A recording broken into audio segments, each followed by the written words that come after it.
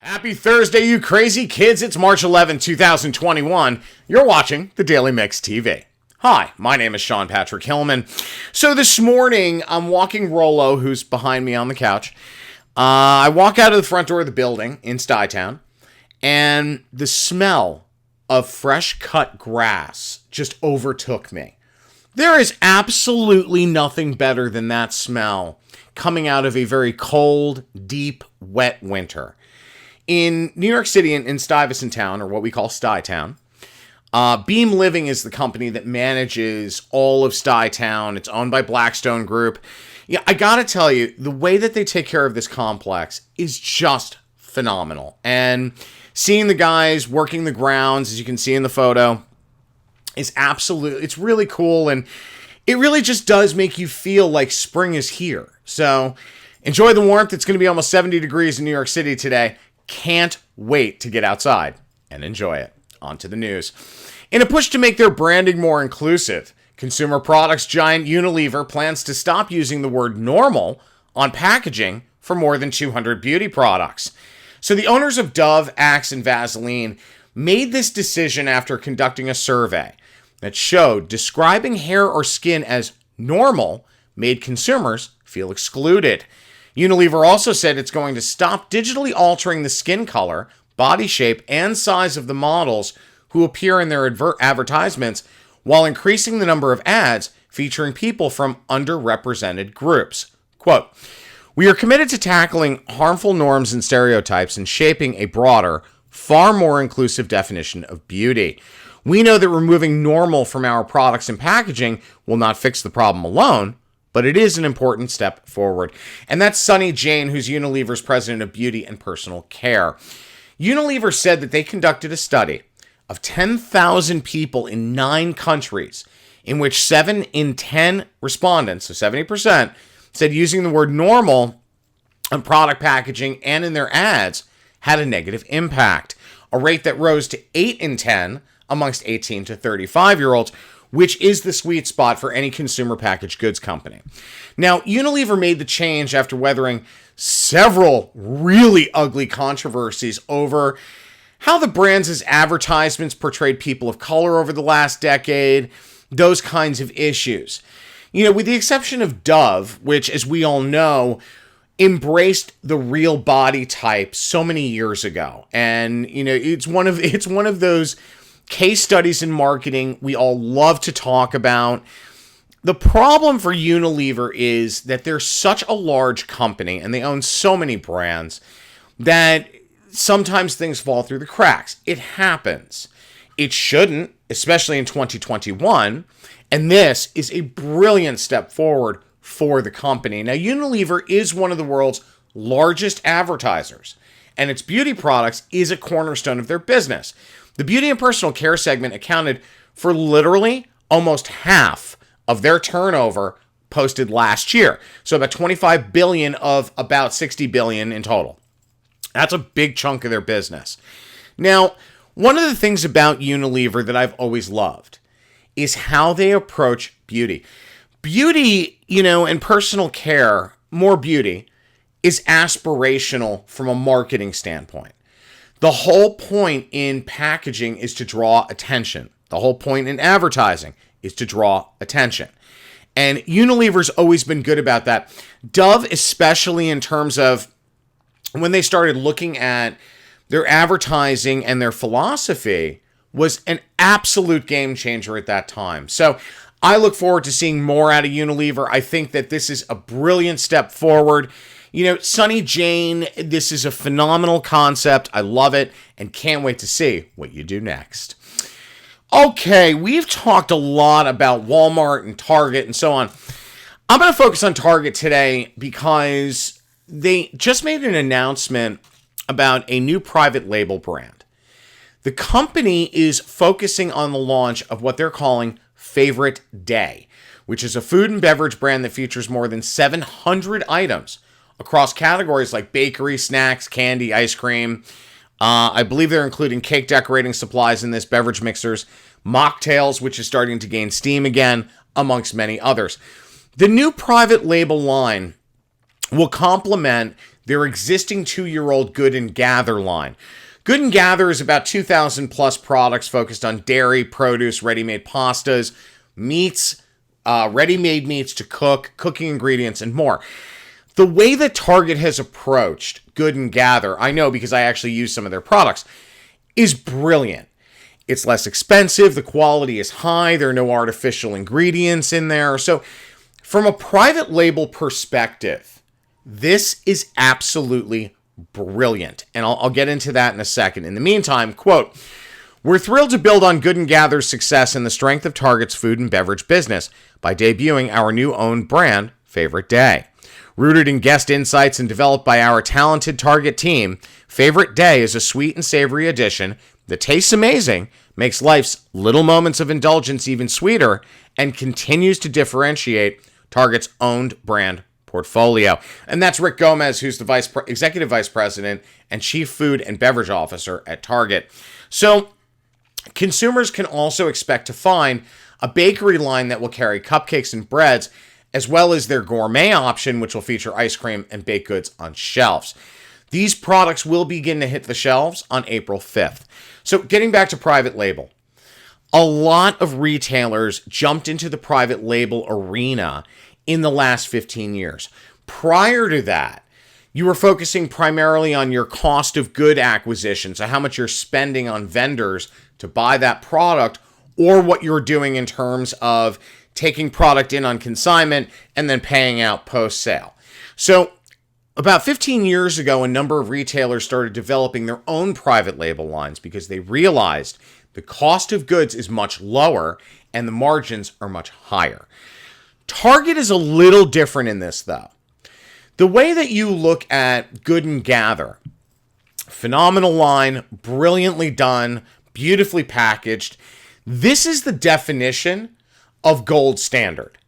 And I'm looking forward to seeing how Favorite Day is going to complement that. I personally will be there on April 5th to try it out. Colliders are putting a new spin on its dessert line via some very well-known candy brands. Confections and ice cream are going through the roof right now, folks. The company announced it's going to be rolling out a new collection of refrigerated sweets that feature pieces of Reese's, Kit Kat, and Hershey's, amongst many others. Available in 3 formats, options consumers can choose from include Twisted, which is a creamy vanilla dessert that's been topped with pieces of Reese's, Kit Kat, Hershey's Cookies and Cream, and Heath Bar Crunch. Chopped, which is a cool and creamy dessert option with chopped pieces of Reese's, Hershey's S'mores, and Hershey's Mint.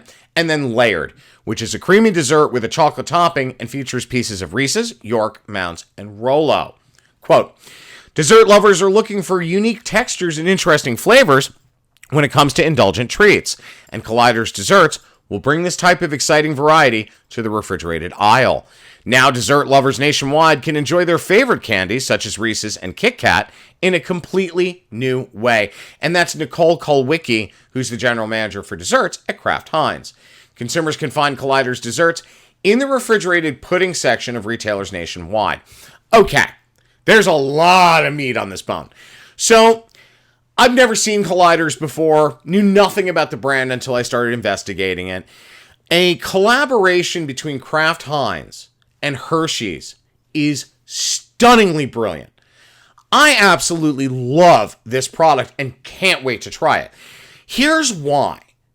Right now, and we've talked about this ad nauseum over the last few weeks, right now, in a time of economic uncertainty, and make no mistake about it, folks, regardless of what the stock market is doing, there's a reason why the government has to send out stimulus checks, because people are broke.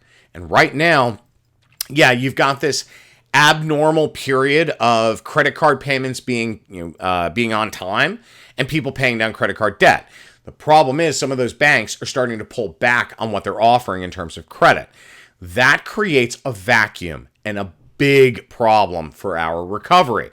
It also, given the spending pattern of the federal government at a $1.9 trillion stimulus, you're looking at the potential of a massive inflation spike. When that happens, people look to comfort items to make themselves feel better, and often that's in food. So when you get into historically relevant candies like Hershey's, Reese's, Kit Kat, I mean, Mounds, York, Rolo, our dog. You look at those things. People actively seek out things that make them feel better during these times. It's not just about health. It's about emotional health, and you're feeding that. So buying into that emotional vacuum and wanting some comfort based on things that you enjoyed as a child or just things that bring a smile to your face. Colliders certainly does that. I smiled, I laughed, I thought it was fantastic. Their website, as you saw the front page of it, is well done. I'm looking forward to seeing what this tastes like. More importantly, I'm looking forward to seeing what the results are because given this nostalgia train that's going on right now in terms of a trend, this is brilliant. Speaking of nostalgia, fast food chain Sonic, home of chili cheese tots, limeades, and their signature drive-in service, is headed to the Big Apple, Manhattan specifically, and without the drive-thru, unfortunately. According to a story from The Real Deal, Sonic is going to open a new location in Midtown at 6th Avenue between 35th and 36th Streets as part of their expansion program to open 1,000 doors that they announced back in 2014. Now, this new location is the franchise's second in New York City. In 2015, they opened a shop on the southern end of Staten Island. While New Yorkers will be able to walk up and grab a burger at this new location, as I said, there's no drive-thru service. So, if you're really jonesing for that full drive-in experience, you're going to have to go to one of their outposts in New Jersey or on Long Island.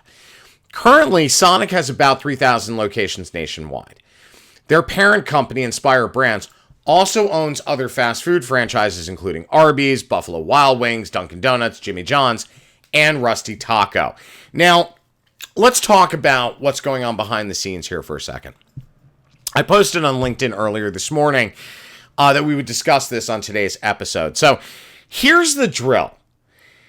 It's clear as day. Inspire Brands, brilliant company. I mean, look at their holdings. Look at what they were able to do with Arby's. They acquired Dunkin' in the last year, Jimmy John's, Rusty Taco. Sonic is a favorite. It is a nostalgic favorite. And when you think about the trend of opening in major urban metros, such as what Target did, P.F. Chang's in their delivery service now in New York City. When you look at Denny's had opened on Wall Street a number of years ago, they've since closed, and so on and so forth. The list goes on. For Sonic to do this right now is absolutely brilliant. Inspire Brands is taking advantage of a sweetheart commercial lease deal, I have to imagine. Obviously, this was planned before the pandemic. Who plans to open in New York City on a whim? Nobody. For Inspire to do this way is very smart. People are going to actively seek this out for the same reasons as we discussed in terms of the Collider brand. When you look at what's going on, people want fast, convenient, and comfort. And right now, Sonic can deliver that. Hopefully they're opening very soon. No opening date was given. This deal was just signed.